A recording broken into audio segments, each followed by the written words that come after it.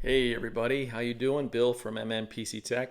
This right here is probably our most popular turntable isolation foot size. This is 1 3/4 inch OD by 1 1/8 inch tall. This particular one, it's got a huge threaded bolt in it. That's actually M10.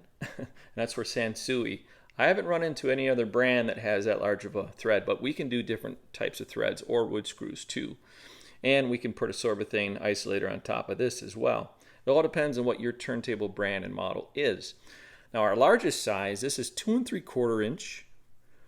And when the sorbethane isolator on top is compressed, it's 1 3/4 inches tall. This is probably our most popular size foot. In fact, some of you that are seeing this video in this group may even have a set already. Post a picture so everybody else can see and let people know the thoughts of using these.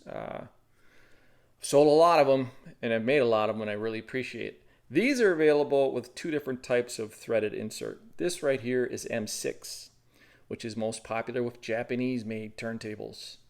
Also we can do a 1/4x20, which is common with VPI and Soda made turntables. These are great. Also endorsed by Michael Fremer from Audiophile magazine and Analog Planet. Do you know Michael?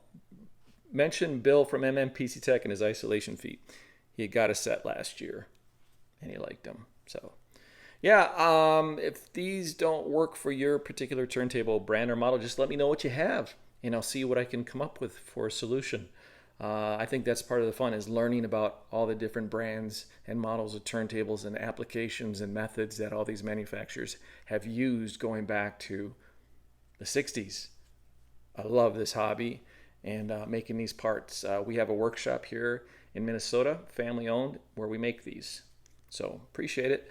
And if I don't see you, have a great 4th of July and a vacation. Hopefully you're taking the week off, taking some time to relax and recoup with family. So everybody have a great day. Thanks for watching this video.